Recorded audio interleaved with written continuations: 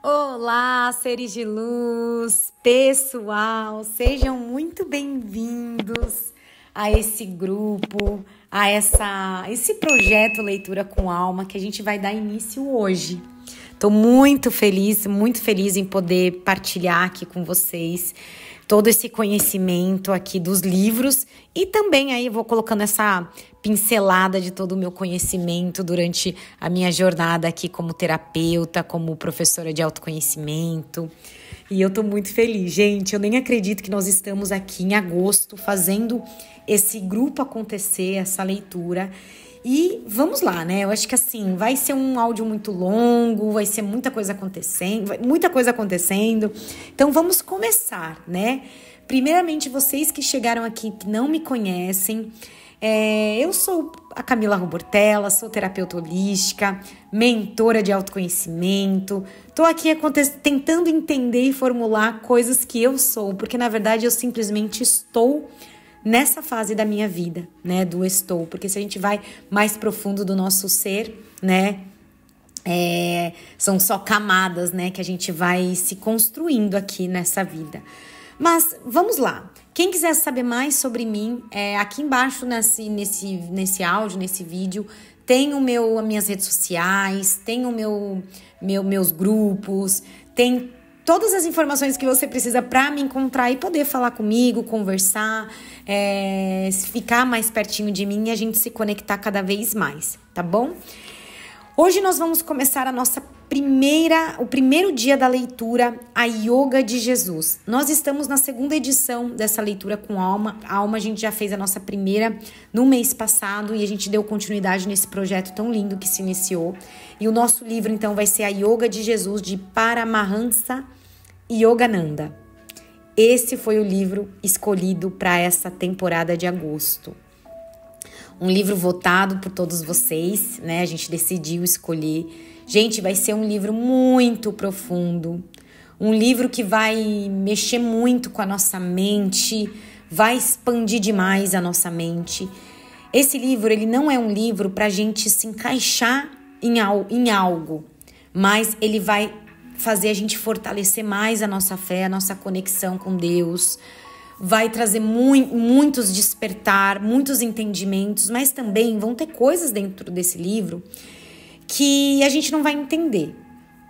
Que a gente pode questionar um pouco, que a gente vai ter que buscar em outros lugares. E por que eu falo isso? Porque esse livro, ele é um livro com uma linguagem muito desafiadora. Por isso mesmo que eu nunca consegui terminar de ler sozinha.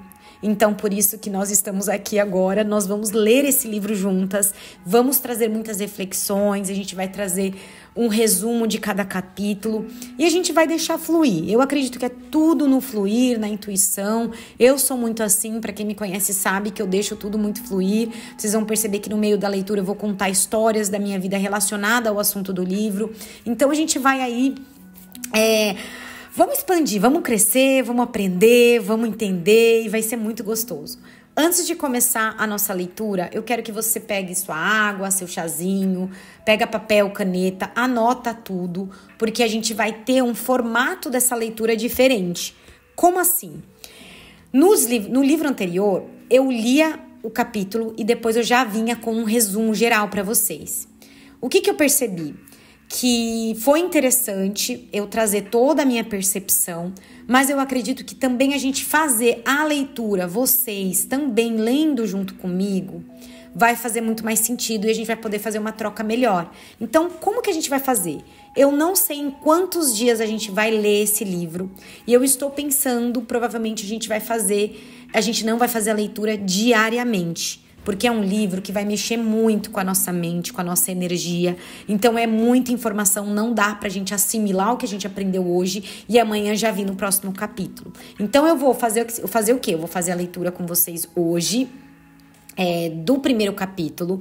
Vou trazer um resumo geral, o meu ponto de vista, e vou trazer algumas perguntas de reflexão para nós.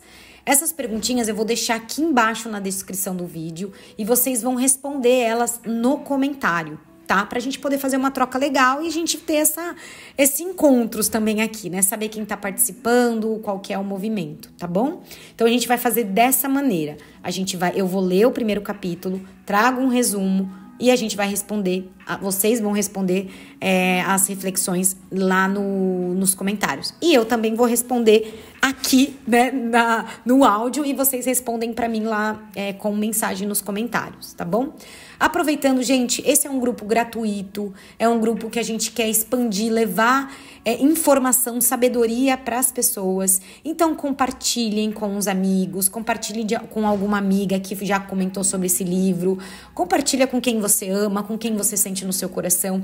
Curte esse vídeo já, aproveita e me segue aqui no canal para que você possa receber as notificações de quando eu vou colocando aqui os áudios, né? Porque aí você vai recebendo e a gente vai entrando nessa comunhão. As mensagens também vão estar no grupo de leituras, eu vou deixar o link aqui embaixo para quem não tá no grupo, entra lá no grupo, porque lá também eu envio as notificações falando que foi liberado os áudios aqui dentro do canal, tá? Preparadas? Todo mundo tá com água? Vamos beber aguinha, chá, papel e caneta para que a gente comece aqui esse movimento. Vamos começar. Gente, aqui, esse livro, eu vou ler antes de iniciar o capítulo 1, o prefácio, tá? Então, é a Yoga de Jesus, compreensão dos ensinamentos ocultos dos evangelhos. Eis que o reino de Deus está dentro de vós. O prefácio. Terá Jesus, como os antigos mestres e sábios do Oriente, ensinado meditação como caminho para entrar no reino dos céus? Existem ensinamentos ocultos transmitidos a seus discípulos próximos e depois perdidos ou ocultados ao longo dos séculos? Terá ele realmente ensinado que todos os que não são cristãos estão excluídos do reino de Deus? Pode uma leitura literal do Evangelho verdadeiramente sondar as profundezas de sua mensagem que inaugurou uma nova era para a humanidade? Estas e outras questões são respondidas por Paramahansa Yogananda, com reverente compreensão e com uma visão sem precedentes, em A Segunda Vinda de Cristo, a ressurreição do Cristo anterior. E suas conclusões estão em notável concordância com as contínuas pesquisas dos estudiosos contemporâneos, no campo da religião, a respeito das profundas dimensões esotéricas e experiencial do cristianismo original, reveladas nos evangelhos gnósticos e outros manuscritos recentemente descobertos e que estiveram perdidos desde o segundo e o terceiro século. Paramahansa Yogananda é reconhecido como o pai da yoga no Ocidente e um dos expoentes espirituais da nossa época. A Segunda Vinda de Cristo, sua obra monumental a respeito dos ensinamentos originais de Jesus, foi publicada primeiro em inglês, em 2 grandes volumes, totalizando mais de 1.700 páginas em 2004, conduzindo o leitor versículo por versículo através dos 4 evangelhos. Os 75 discursos do livro foram profundas discussões a respeito do verdadeiro significado das palavras de Jesus, demonstrando como elas podem ser plenamente compreendidas somente quando consideradas à luz de seu propósito original, como um caminho para a experiência pessoal direta do reino de Deus que está dentro de vós. Referindo-se ao lançamento dessa obra revolucionária, o Los Angeles Times, 11 de dezembro de 2004, escreveu A Segunda Vinda de Cristo. A ressurreição de Cristo interior traz ideias surpreendentes a respeito do significado mais profundo dos ensinamentos de Jesus e sua unidade essencial com a yoga, um dos mais antigos e sistemáticos caminhos religiosos para se alcançar a união com Deus. O livro visa recuperar ensinamentos que Yogananda acreditava serem de grande importância e que foram perdidos para o cristianismo institucional. Entre eles estava o conceito de que cada aspirante pode conhecer Deus, não pela simples crença, mas pela experiência direta, por meio da meditação yogi. Outra resenha na revista Scrady Pathways em dezembro de 2004, destaca: Yogananda remove as divisões e os tratamentos dogmáticos que se acumularam em torno dos ensinamentos de Jesus e afirma que é possível para cada indivíduo, independentemente de sua tradição religiosa, ter o mesmo relacionamento que Jesus tinha com a divindade. Ele descreve os métodos de comunhão divina que Jesus ensinou a seus discípulos diretos, mas que se perderam ao longo dos séculos, e explica tópicos como o Espírito Santo, batismo, meditação, perdão dos pecados, reencarnação, céu e inferno e ressurreição. Ao fazê-lo, revela a unidade subjacente que existe entre os ensinamentos, tanto morais quanto esotéricos, de Jesus e a antiga ciência da Índia, yoga, meditação e união com Deus. Autoridades nos campos da religião, história e cura também elogiaram a obra. Este é um dos raros livros que abrem caminhos e que podem verdadeiramente modificar nossa maneira de compreender uma iminente personagem que julgávamos conhecer bem, escreveu o Dr. Robert Elwood. Ele era professor emérito de religião da Universidade do Sul da Carolina. A segunda vinda de Cristo, de Yogananda, é uma das mais importantes análises existentes nos ensinamentos de Jesus, disse Dr. Larry, na verdade, reconhecido autor e pesquisador no campo da medicina holística. Muitas interpretações das palavras de Jesus causam divisão entre povos, culturas e nações, mas essas promovem unidade e cura, e é por isso que são vitais para o mundo de hoje. A revista Yoga International, em março de 2005, iniciou sua resenha do livro com essas palavras: a yoga globalizou-se no século XX. Agora, no século XXI, parece que uma ponte será finalmente construída sobre o abismo que separa os ensinamentos cristãos e a antiga ciência espiritual da Índia. O novo livro de Yogananda, A Segunda Vinda de Cristo, encerra essa promessa, demonstrando que a divisão sempre foi superficial. As implicações para os praticantes de yoga no Ocidente e para a sociedade em geral são enormes. Este livro se propõe a ser um primeiro vislumbre da reveladora exposição de Yogananda a respeito do yoga oculta dos evangelhos, explicada com muito maior detalhe em A Segunda Vinda de Cristo. O que é realmente yoga? Aqui vocês vão ver, gente, aqui no prefácio, que não necessariamente quem é praticante de yoga ou quem, só gosta de yoga, vai compreender esse livro. Na verdade, ele vai trazer algo muito mais profundo e vocês vão entender. Olha aqui, porque ele fala aqui, o que é yoga? Quando a gente fala assim, o que é realmente yoga, a gente para e pensa que é aquelas posturas, os asanas, que é toda aquela prática, de exercício físico, e isso vai muito mais além. Olha o que ele fala aqui. As pessoas, em sua maioria, estão acostumadas a procurar a realização fora de si mesmas, vivendo num mundo que nos condiciona a acreditar que realizações externas nos podem dar aquilo que queremos. Contudo, repetidas vezes, nossas experiências nos demonstram que nada externo pode satisfazer por completo o profundo anseio interno por algo mais. Na maior parte das vezes, entretanto, esforçamo-nos por atingir o que sempre parece estar além do nosso alcance. Enredamo-nos em fazer em vez de ser, em agir em vez de perceber. É difícil para nós imaginarmos um estado de completa tranquilidade e repouso, em que os pensamentos e os sentimentos deixam de dançar em perpétuo movimento. Todavia, é por meio de tal estado de quietude que podemos entrar em contato com um nível de alegria e entendimento impossível de ser alcançado de outra maneira. A Bíblia diz: aquietai-vos e sabei que eu sou Deus.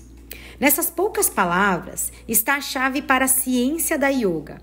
Essa antiga ciência espiritual oferece meios diretos para acalmar a turbulência natural dos pensamentos e a inquietude do corpo que nos impede de conhecer o que realmente somos. Nessa percepção nossa percepção e nossas energias estão comumente dirigidas para o exterior, para as coisas desse mundo, que percebemos através de instrumentos limitados de nossos 5 sentidos. Como a razão humana tem de contar com os dados parciais e frequentemente enganosos fornecidos pelos sentidos físicos, precisamos aprender a explorar níveis mais sutis e profundos da percepção, se quisermos resolver os enigmas da vida. Quem sou eu? Por que eu estou aqui? E como posso me conhecer? E como posso conhecer a verdade? Gente, aqui a gente já vai perceber o mergulho que a gente vai dar para dentro e entender que se eu me questiono quem sou eu e por que eu estou aqui, eu não vou encontrar essas respostas lá fora. A gente vai encontrar quando a gente ficar nessa quietude que ele vai trazer, que o yoga vai ensinar e que Jesus ensinou. E a gente vai fazer essa comparação, ó. A yoga consiste em um processo simples de reversão de fluxo de energia e consciência, habitualmente dirigido ao exterior, de forma que a mente se converta em um centro dinâmico de percepção direta, não mais dependente dos sentidos falíveis, mas capaz de conhecer de fato a verdadeira, por experiência direta. Pela prática dos métodos graduais da yoga, nada aceitando como pressuposto em bases emocionais ou pela fé cega, chegamos a conhecer nossa união com aquela inteligência, poder e alegria infinita que confere a vida a todas as coisas e aqui é a essência do nosso próprio ser. Em séculos passados, muitas das técnicas mais elevadas da yoga eram pouco compreendidas ou praticadas, devido ao limitado conhecimento por parte da humanidade, das forças que governam o universo. Mas a investigação científica moderna está rapidamente transformando a visão que temos de nós mesmos e do mundo. Olha isso. A concepção materialista tradicional a respeito da vida desapareceu com a descoberta de que a matéria e a energia são essencialmente uma só. Toda substância existente pode ser reduzida a um padrão ou forma de energia que interage e está interconectada a outras formas. Alguns dos mais cérebres físicos modernos dão um passo adiante, identificando a consciência como fundamento de tudo o que existe. Dessa maneira, a ciência moderna está confirmando os antigos princípios da yoga que proclamam uma unidade permeando todo o universo. A própria palavra yoga significa união da consciência individual ou alma com a consciência universal ou espírito. Embora muitas pessoas imaginem que a yoga seja apenas exercícios físicos, a postura ou asanas que obtiveram nas décadas recentes ampla popularidade, eles são, na verdade, apenas aspecto mais superficial de uma ciência profunda e um desenvolvimento dos potenciais infinitos da mente e da alma humana. Existem diversos caminhos da yoga que conduzem a essa meta. Cada um deles tem um ramo especializado de um sistema abrangente. Aqui nessa parte, ele vai falar os tipos de yoga, né, que existem e o que traz, né, que é o Hatha Yoga, o Karma Yoga, o Mantra Yoga, o Bhakti Yoga, Jnana Yoga, o Raja Yoga. Então, ele dá aqui alguns exemplos, né, falando que não são só posturas, né? Que não são só exercícios físicos, que ele vai muito além, é algo mais infinito da nossa mente. Isso aqui vai ser muito poderoso a gente entender, gente. Por isso que ele coloca no prefácio pra gente entender que não é só sobre as posturas, tá? Ó, cadê? Deixa eu ver aqui onde eu parei. Esse aqui eu acho que eu não vou continuar, porque ele fala um pouquinho de cada yoga e eu acredito que a gente já vai pro capítulo 1, tá? Vamos entrar aqui no capítulo 1, que a gente já vai dar início a essa parte 1, Jesus, o Cristo, Avatar e Yoga. Preparados, gente? Vamos beber uma aguinha? Vamos beber uma aguinha.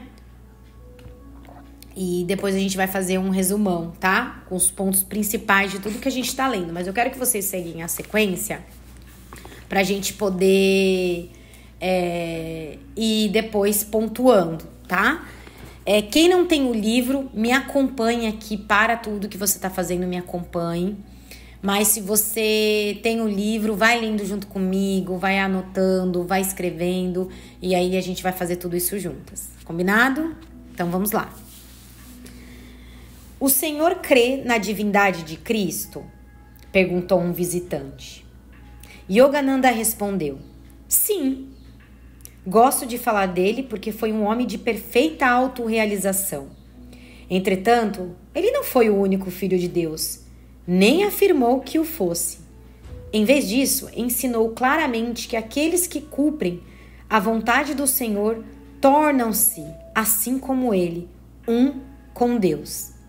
Acaso não foi a missão de Jesus na terra lembrar aos homens que Deus é o Pai Celestial de todos e mostrar-lhes o caminho de volta para Ele? Assim falava Paramahansa Yogananda. Capítulo 1, Jesus, o Avatar. A manifestação de Deus nas encarnações divinas. Em um universo inescrutável, confrontar-se com uma vida de mistérios não solucionados e insolúveis seria, na verdade, um desafio avassalador para meros mortais. Não fosse pelos emissários divinos que vêm à Terra falar com a voz e a autoridade de Deus para a orientação do homem. Há milênios, nas remotas idades superiores da Índia, os rishis proclamaram a manifestação da beneficência divina do Deus conosco, como encarnações divinas avatares. Deus encarnado sobre a terra em seres iluminados. Muitas são as vozes que serviram de intermediários entre Deus e o homem, os avatares, Kanda, ou encarnações parciais em almas que conhecem Deus. Menos comuns são os avatares Purna, seres libertos, que se unificaram totalmente com Deus. Seu retorno à Terra visa cumprir uma missão designada por Deus. Na Sagrada Bíblia Hindu, o Bhagavad Gita, o Senhor declara: sempre que a virtude declina e o vício predomina, eu me encarno como avatar. Apareço em forma visível, era após era, para proteger os virtuosos e destruir a prática do mal, a fim de restabelecer justiça. A mesma e única gloriosa consciência infinita de Deus, a consciência crística universal, Kutasha Chaitanya, assume roupagens familiares na individualidade de uma alma iluminada, com os adornos de uma personalidade peculiar e de uma natureza divina, adequadas à época e ao propósito desta encarnação. Sem tal intercessão do amor de Deus que vem à Terra no exemplo.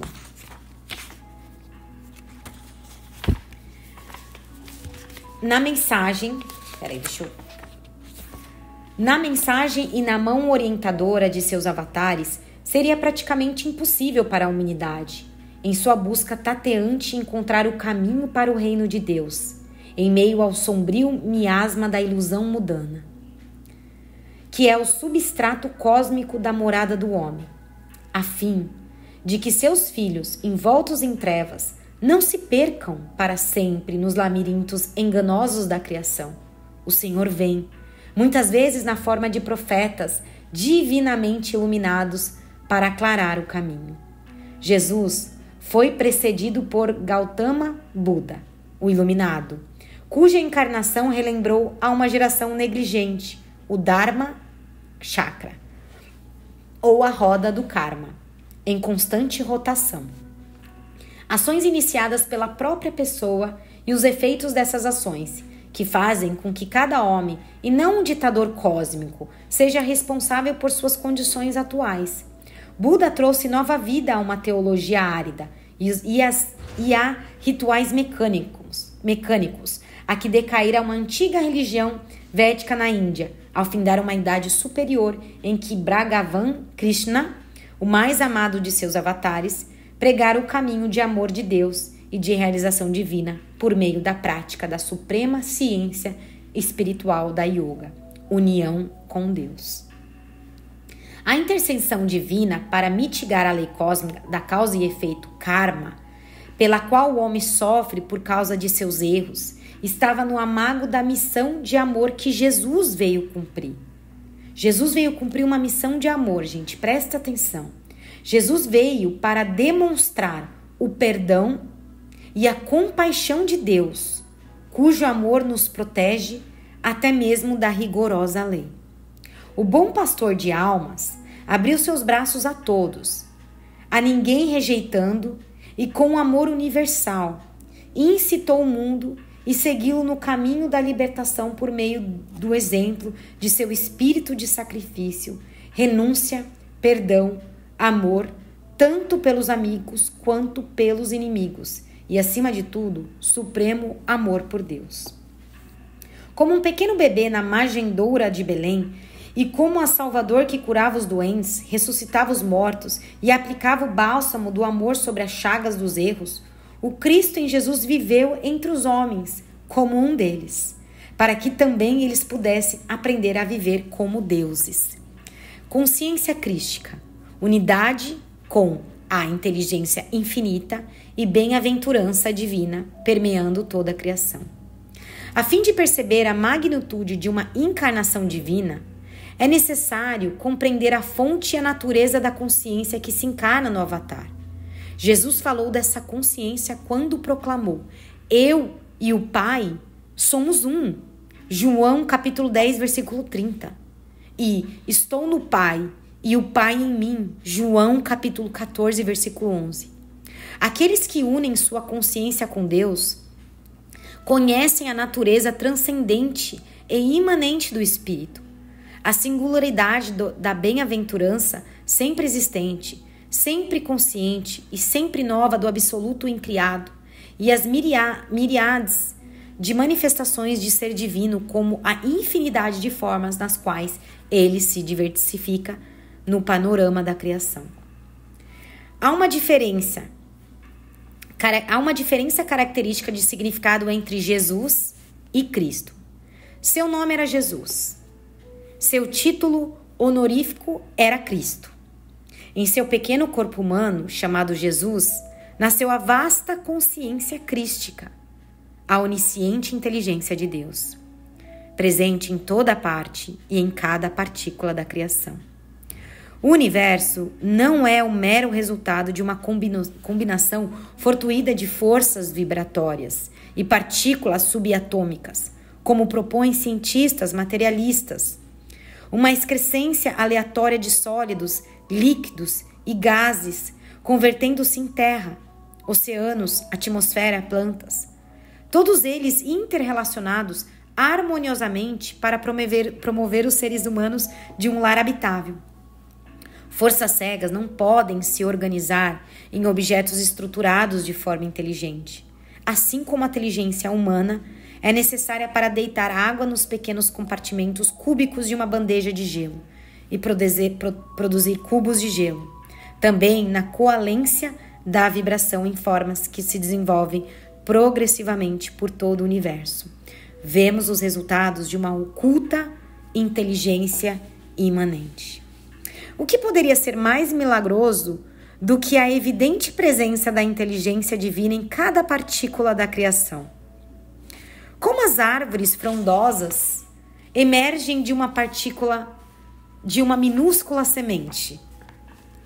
Como mundos sem contar giram no espaço infinito, sustentados em uma determinada dança cósmica pelo ajuste precioso de forças universais. Como o corpo humano maravilhosamente complexo e criado a partir de uma simples célula microscópica, dotado de inteligência autoconsciente e mantido, curado e animado por um poder invisível. Em cada átomo deste impressionante universo, Deus está operando milagres o tempo todo, ainda que o homem habituso não lhes dê a devida importância. Gente, aqui a gente falou sobre o livro passado. Quem não leu, tá lá no podcast, o livro, né, Uma Vida com Propósito, que a gente fala que nós somos o milagre. E olha aqui, Deus está operando milagres o tempo todo, ainda que o homem obtuso não lhes dê a vida importância. A gente é um milagre, gente. E por isso que muitas vezes a gente fala para acordar de manhã é agradecer que a gente está acordando, que a gente está aqui, porque nós somos um milagre. Olha isso. Cristo é a inteligência infinita de Deus, presente em toda a criação. O Cristo infinito é o Filho unigênito de Deus Pai, o único reflexo puro do Espírito no domínio da criação.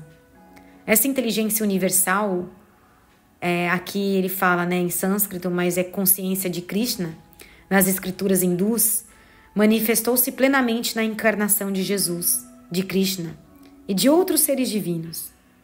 E também pode manifestar-se em sua própria consciência.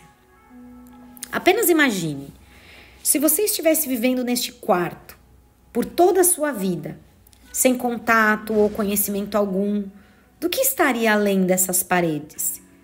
Diria que essa é a totalidade do seu mundo? Se, porém, alguém o levasse para o mundo lá fora, você entenderia quão infinitesimal era o seu mundo? E o mesmo com a percepção da consciência crística? Compará-la com o escopo da consciência mortal é como observar somente a área de um pequenininho grão de mostarda, excluindo todo o resto do universo. Consciência crística é a onipresença, o Senhor espalhado por cada poro do espaço infinito e permeando todos os átomos. Gente, que perfeito isso daqui. Aqui a gente começa a entender tantas coisas, sabe? Eu vejo assim, quando eu sentava perto de uma árvore ali na praia, no grão da areia. Se você vê, ele tá em todas as partes, em tudo. E por que a gente parou, de sentir isso? Ou então a gente nunca percebeu isso? A gente acha o quê? Que tudo isso foi humanizado, apareceu aqui por aparecer? Gente, vamos mais profundo. A consciência de uma formiga é ligada às sensações de seu pequeno corpo. A consciência de um elefante estende-se por toda a sua grande massa corporal, de maneira que 10 pessoas tocando 10 partes diferentes do seu corpo despertariam percepções simultâneas do animal. Mas a consciência crística... Mas a consciência crística estende-se até as fronteiras de todas as regiões vibratórias. Toda a criação vibratória é uma exteriorização do espírito. O espírito onipresente oculta-se na matéria vibratória, assim como o azeite está oculto na azeitona. Quando se espreme a azeitona, gotículas de azeite surgem em sua superfície. De modo parecido, o espírito, como almas individuais, por um processo de evolução, gradualmente emerge da matéria. O espírito se expressa como beleza e poder químico e magnético nos minerais e nas pedras preciosas, como beleza e vida nas plantas, como beleza, vida, poder, movimento e consciência nos animais, como compreensão e poder em expansão no ser humano, e então retorna a onipresença no super-homem. Portanto, cada fase evolutiva manifesta mais plenamente o espírito. O animal é livre da inércia dos minerais e da fixidez das plantas, para experimentar com a locomoção e a consciência perceptiva uma porção maior da criação de Deus. O ser humano, além disso, por sua autoconsciência, pode compreender os pensamentos de seus semelhantes e projetar sua mente sensorial pelo espaço pontilhado de estrelas, no mínimo, pelo poder de sua imaginação. O super-homem expande sua consciência e energia vital, desde o corpo para o espaço inteiro, sentindo realmente como seu próprio eu, a presença de todos os universos no imenso cosmos, assim como em cada minúsculo átomo da Terra. No super-homem, a perdida onipresença do espírito presa na alma como espírito individualizado é readquirida. A consciência de Jesus foi transferida da circunferência do corpo para a fronteira de toda a criação finita. Na região vibratória da manifestação, a esfera do espaço e do tempo, abarcando universos planetários, estrelas, a Via Láctea e a pequena família do nosso sistema solar, do qual a Terra é parte, e no qual o corpo físico de Jesus era apenas uma partícula. O homem Jesus, pequena partícula sobre a Terra, tornou-se Jesus, o Cristo, com sua consciência permeando todas as coisas em unidade com a consciência crística. E o principal ensinamento de Jesus: como tornar-se um Cristo. O trabalho de Deus na criação é chamar todos os seres, por meio de sugestões evolutivas da inteligência crística, a retornar conscientemente para a união com Ele. Quando há sofrimento generalizado na Terra, Deus responde ao chamado da alma de seus devotos enviando um Filho divino que, por sua vida espiritual exemplar, expressando a consciência crística, pode ensinar as pessoas a cooperar com o trabalho divino da salvação em sua própria vida. Foi a respeito dessa consciência infinita, plena de amor e a bem-aventurança divina que São João falava ao dizer: a todos quantos os recebem a consciência crística, Deus-lhes o poder de serem feitos filhos de Deus. Assim, de acordo com o próprio ensinamento de Jesus, conforme registrado por João, seu discípulo mais adiantado, todas as almas que... Gente, olha isso aqui, guarde isso aqui. Todas as almas que se tornem unificadas com a consciência crística por meio de autorrealização intuitiva são corretamente chamados filhos de Deus. Olha isso, gente. Olha isso. Receber Cristo não se dá por simples afiliação a uma igreja, nem por rituais externos de reconhecimento de Jesus como Salvador, sem, contudo, o conhecer de fato por meio do contato com Ele em meditação. Conhecer Cristo significa fechar os olhos, expandir a consciência e aprofundar a concentração de tal modo que, através da luz interior da intuição da alma, se possa participar da mesma consciência que Jesus tinha. Gente, me emocionei aqui. Vamos guardar de novo? Conhecer Cristo significa fechar os olhos, expandir a consciência e aprofundar a concentração de tal modo que, através da luz interior da intuição da alma, se possa participar da mesma consciência que Jesus tinha. São João e outros discípulos adiantados de Jesus que verdadeiramente o receberam, sentiram-no como a consciência crística presente em cada partícula do espaço. Um verdadeiro cristão, alguém unificado a Cristo, é aquele que liberta a sua alma da consciência do corpo material e a une com a inteligência crística que permeia toda a criação. Gente, isso aqui é muito profundo. Nossa, é muito forte. Deixa eu beber uma aguinha aqui. Ó, um pequeno cálice não pode conter o oceano. Da mesma maneira, a taça da consciência humana, circunscrita pelos instrumentos físicos e mentais de percepções materiais, não pode abarcar a consciência crística universal. Não importa o quanto a pessoa deseje fazê-lo, por meio da ciência definitiva da meditação, conhecida há milênios pelos yogis e sábios da Índia, e por Jesus também. Qualquer um que busque Deus pode alargar o cálice de sua consciência até a onisciência, para receber dentro de si a inteligência universal de Deus. O poder divino da percepção de Cristo é uma experiência interior. Ele pode ser recebido através da imaculada devoção por Deus e por seu puro reflexo como Cristo. O poder dos templos e das igrejas desaparecerá. A verdadeira espiritualidade virá dos templos, das grandes almas, que um dia e noite viveram no êxtase de Deus. Olha isso, gente. A verdadeira espiritualidade virá dos templos, das grandes almas, que dia e noite vivem no êxtase de Deus. Almas como as que vi na Índia ultrapassam a glória de todos os tempos. Lembre-se, Cristo busca os templos das almas verdadeiras. Ela ama o silêncio, santuário de devoção em seu coração onde você mora com Ele, lá no nicho iluminado pela vida votiva do seu amor. Aqueles que meditam com dedicação receberão a Cristo no altar da tranquilidade de sua própria consciência. Aqueles que meditam com dedicação receberão a Cristo no altar da tranquilidade de sua própria consciência. Ao intitular esta obra A Segunda Vida de Cristo, não me estou referindo a um retorno literal de Jesus à Terra.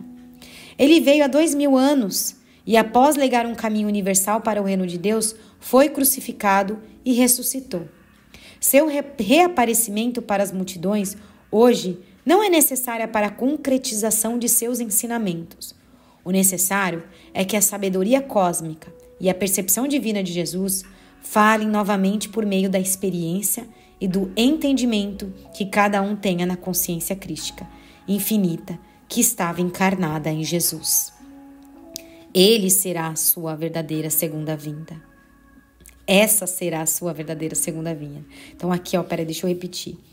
O necessário é que a sabedoria cósmica e a percepção divina de Jesus falem novamente por meio da experiência e do entendimento que cada um tenha na consciência crística infinita, que estava encarnada em Jesus. Essa será a sua verdadeira segunda vinda. Verdadeiros seguidores de Cristo são aqueles que acolhem em sua própria consciência, por meio da meditação e do êxtase divino, a sabedoria cósmica e a bem-aventurança onipresente de Jesus Cristo. Devotos que queiram ser cristãos de verdade e não apenas membros do igrejismo cristão, precisam conhecer e verdadeiramente sentir a presença do Cristo onipresente o tempo todo. Precisam comungar com Ele em êxtase e ser guiados por sua sabedoria infinita. Estes ensinamentos foram enviados para explicar a verdade da forma como Jesus pretendeu que ela fosse conhecida no mundo, não para trazer um novo cristianismo, mas para trazer o verdadeiro ensinamento de Cristo, como tornar semelhante a Cristo, como ressuscitar o Cristo eterno dentro do próprio eu. Gente, olha isso aqui. Olha isso aqui. Como tornar-se semelhante a Cristo. Como ressuscitar o Cristo eterno dentro do próprio eu. Gente, finalizei aqui esse capítulo e... muitas coisas, né? Muitas coisas. Eu pontuei aqui, gente, algumas coisas pra gente conversar, tá? Porque são muitas coisas e você percebe que a linguagem é muito difícil, é muito complexa, né? Mas o que ele quer trazer nesse primeiro capítulo, que Jesus, o Avatar, ele quer... Olha o que ele fala. Ele fala assim que na tradição do yoga, uma encarnação divina, um ser iluminado que desce à Terra para guiar a humanidade. É isso que ele fala que Jesus foi. E assim, gente, olha, a gente vai lendo livros, né? E a gente vai entendendo tantas coisas, parece que vai expandindo mesmo. Porque se a gente para entender que se Jesus foi um avatar e ele veio aqui como um ser iluminado, ele desceu à Terra num corpo, né? Ali. Pra quê? Pra guiar a gente. Para ensinar a humanidade tudo que Jesus vem ensinar. Ele foi, então, se a gente para refletir, um avatar de amor, né? De consciência crística, né? Que ele tinha essa missão aqui de trazer amor para a humanidade. Gente, isso aqui é tão lindo. E assim, eu já tinha escutado que Jesus era avatar, né, nesse termo, quando eu fiz um curso com o Marcelo Cotrim. Foi muito profundo, né, e agora eu entendo de tantas formas, né. Você vê que no livro de yoga fala sobre isso, ele é um mestre, né, um metafísico que fala sobre isso. E se a gente para analisar, faz sentido. Faz sentido. Sabe por quê? Porque aqui nesse próprio capítulo, a gente até comentou na outra leitura, mas ele fala que Jesus é além da religião institucional. Ele é além dessa religião que as pessoas buscam em religiões. E o próprio Marcelo Contrim, ele fala que as pessoas, elas não buscam a religião para fortalecer a fé delas. Elas não buscam religiões. Elas buscam, é como se elas buscam a religião como a persona, o que faz sentido para a personalidade daquela pessoa. Então, uma pessoa que ela não quer mudar, que ela não quer expandir a mente, que ela quer continuar dentro de caixinha, ela vai se sentir bem em lugares que tem muitas regras, que tem muitos dogmas ali, tem muitas coisas, sabe? Agora, aquelas pessoas que estão mais abertas à natureza, né, que buscam o holístico, aonde elas estão? De repente naquela, né, eu não entendo muito dessa parte de Umbanda, dessa parte, né, de outras religiões que tem essa parte de natureza, mas também tem um monte. Mas Jesus, ele é além disso, gente. O capítulo está falando exatamente disso. O capítulo apresenta Jesus como um mestre espiritual universal, não restrito ao cristianismo dogmático.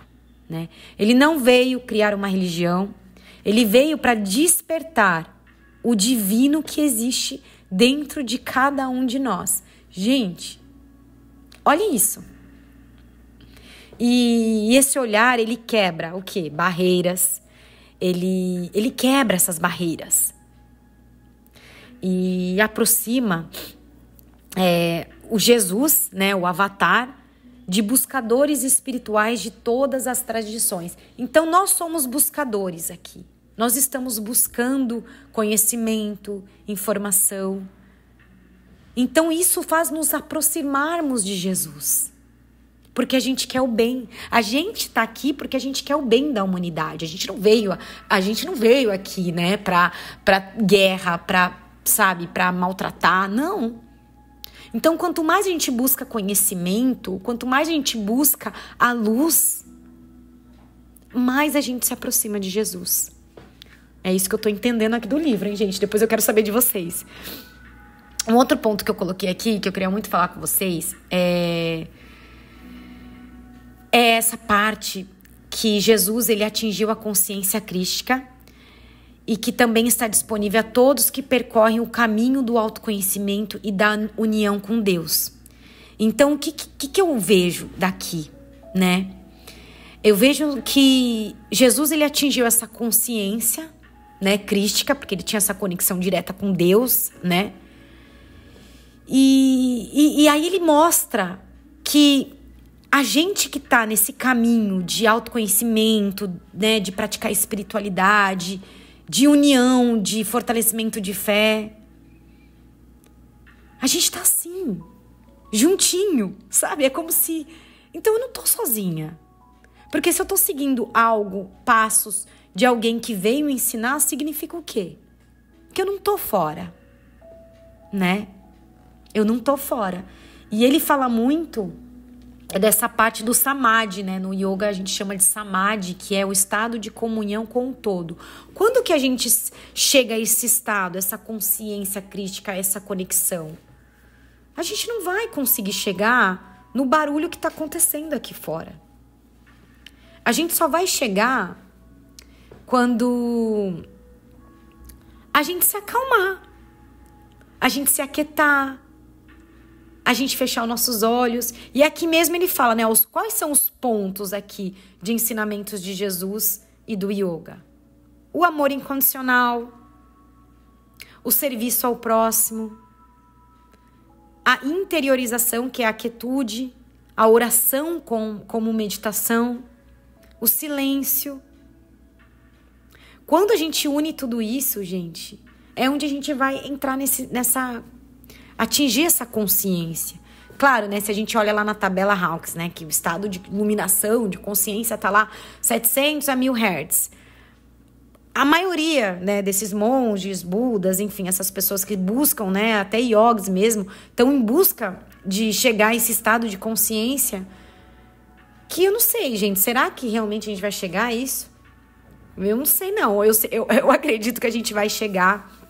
A gente pode aquietar o nosso coração, a gente pode vivenciar, a gente pode chegar nesse estado de amor incondicional, né, de viver uma alegria. E a gente indo, porque é um passo a passo, né, a gente chegar a esse estado, a essa conexão. né? Ó, o reino de Deus está dentro de vós. Aqui tá na capa, né? E o que isso significa? A conexão com o ser que tá dentro de mim.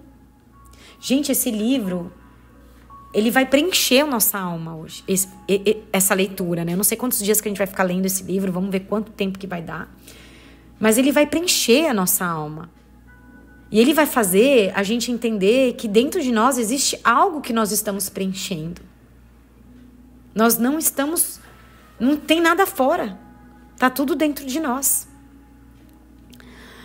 E aqui tem uma... O que ele fala, né? Que a gente fala... O livro, ele fala pra gente olhar para Jesus não como uma figura histórica, né? Como Jesus ali que tá... Não uma figura ali, né? Uma imagem. Mas como um exemplo de realização espiritual, né? Porque eu acredito que ele inspira a gente a viver uma vida com compaixão, com presença, com entrega, com conexão interior. Ele ensina a gente a perdoar. É isso tudo, né? Compaixão, é tudo esse movimento. E se a gente para entender aqui a semelhança que ele traz com o yoga, é que o yoga também ele faz exatamente isso, né? A presença, a entrega para aquele momento, a gente tá ali fechando os nossos olhos, trazendo muita consciência. E eu acho que isso, gente, se a gente para refletir mesmo, se a gente começar a viver com presença, com entrega, com verdade, com compaixão, com conexão, eu tenho certeza que a nossa vida ela ia ser muito melhor. Então, se hoje a gente reclama que a nossa vida não tá do jeito que a gente quer, será que não tá faltando mais presença, mais entrega, mais conexão, mais compaixão, perdoar mais, se auto-perdoar? Para de se culpar. Gente, como a gente culpa a nossa vida pelas nossas escolhas, pelos nossos erros. Porque é por nós também. É por nós também. Quero deixar uma reflexão aqui pra gente, tá? Para esse nosso dia 1 desse capítulo. Eu vou deixar aqui essa perguntinha e eu quero que vocês respondam aqui embaixo pra mim, tá? Para que a gente possa partilhar, para que a gente possa aprender com o livro. Não é só sobre uma leitura, é leitura com alma. É a gente aprender. Então a reflexão de hoje vai ser: como posso viver os ensinamentos de Jesus e do yoga no meu dia a dia? Como que eu posso viver? Quero saber de você, tá bom? Gratidão por hoje e te vejo no próximo áudio. Beijos. Namastê.